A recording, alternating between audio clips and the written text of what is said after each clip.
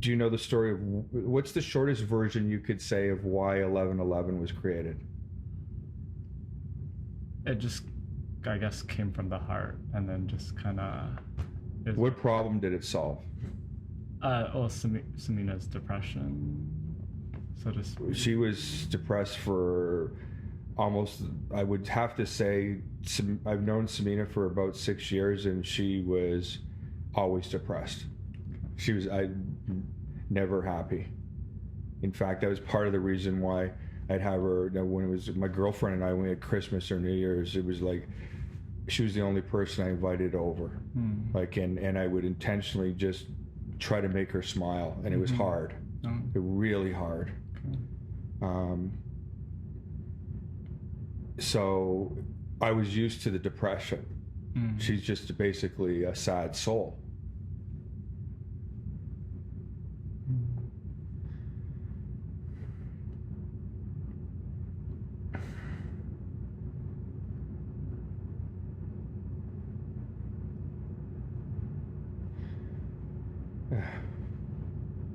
I just wasn't present to the whole 6 years until just this moment, right? I never ever kind of identified her. She was just sad all the time.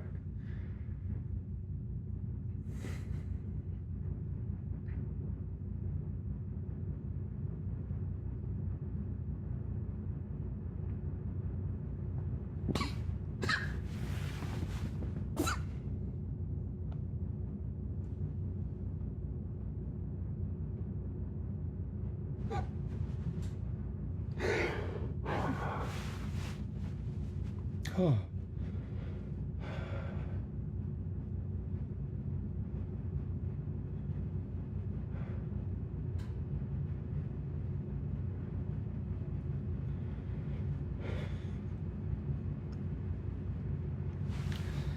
Okay. I intentionally didn't say sorry because I know you accept me and don't need me to say that. So the problem wasn't the suicide. The problem was the suicide.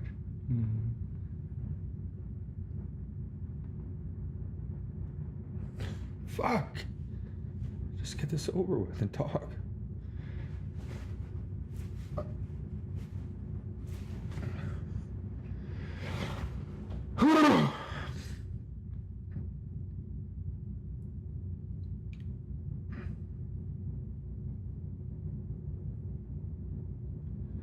Thanks for letting me be, bro. I'm making myself wrong for wasting your time. Emotions are a beautiful thing. Yeah.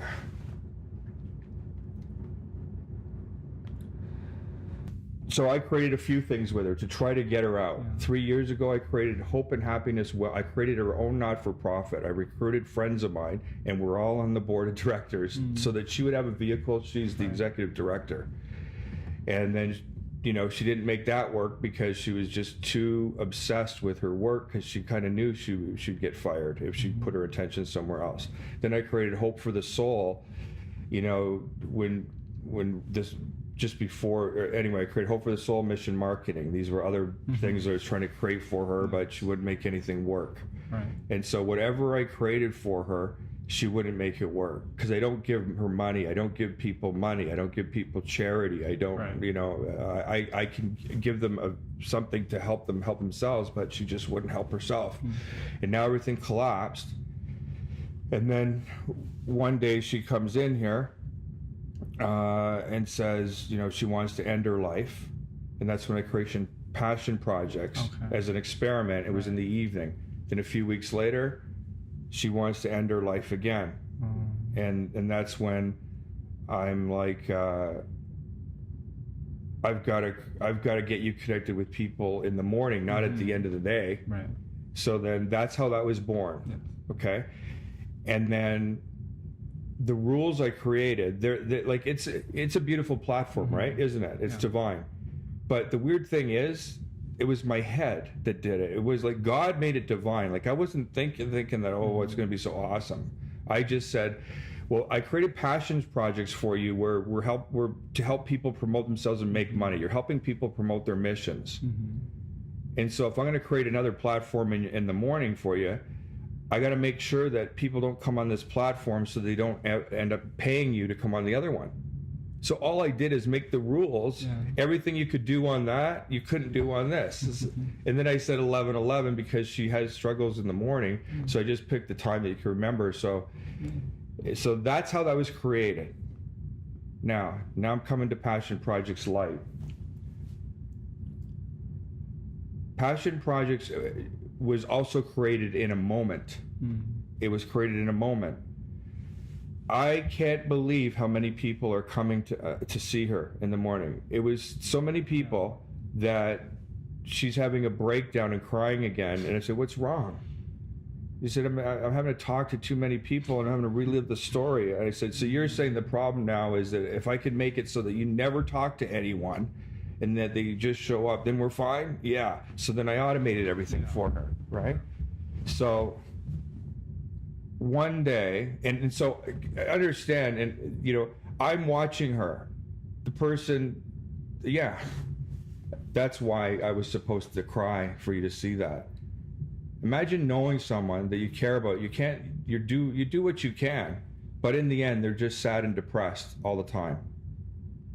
The only time she's not sad and depressed is when she is at that hospice with a client.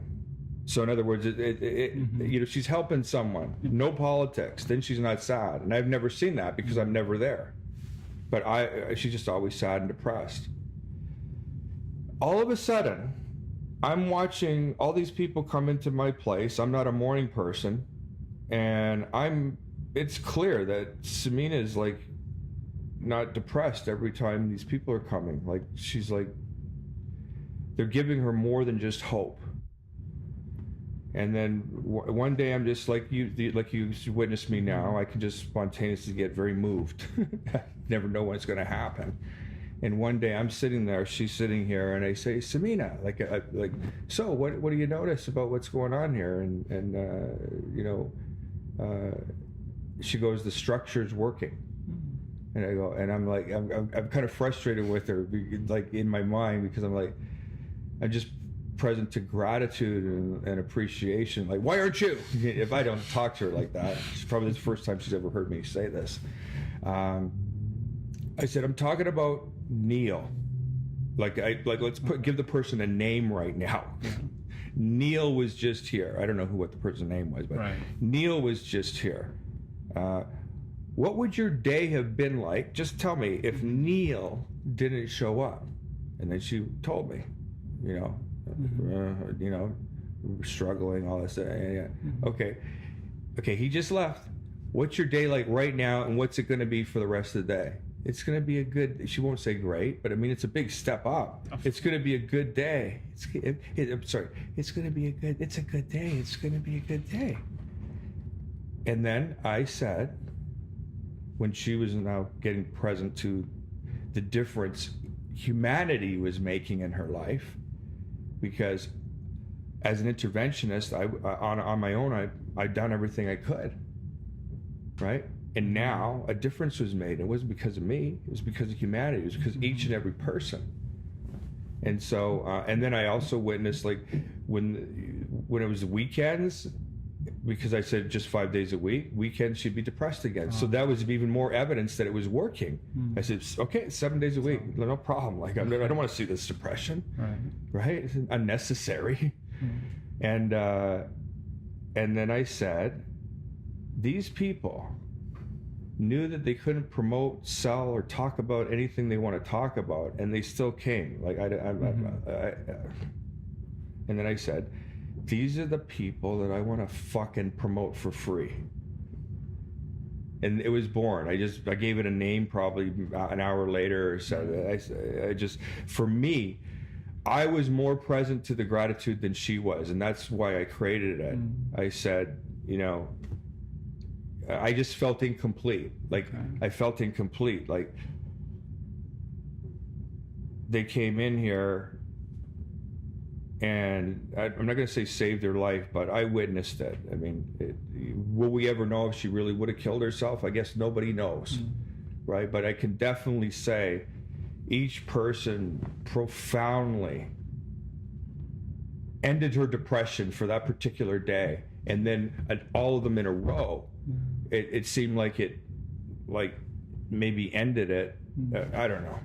So that Passion Projects Light was born out of that, just in a moment that I was just so profoundly grateful. And so now it's like a person come in on the morning for 11:11 or Passion Projects Light, whatever. She gets the studio for free for a couple hours, and it can be anything. It doesn't matter. Right.